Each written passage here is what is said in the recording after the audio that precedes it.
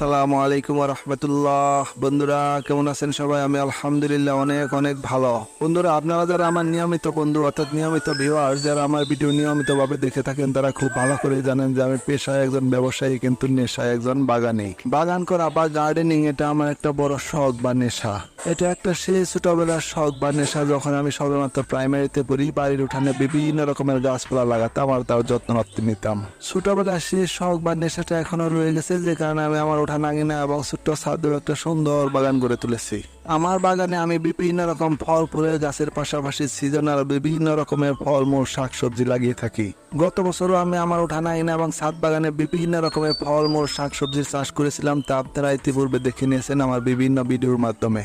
আমার বিগত দিনের গার্ডেনিং বিষয়ক ভিডিওগুলো দেখে আপনারা সুন্দর সুন্দর কমেন্টস করে আমাকে গার্ডেনিং করার ব্যাপারে আরো বেশি উৎসাহিত আর অনুপ্রেরিত করেছেন।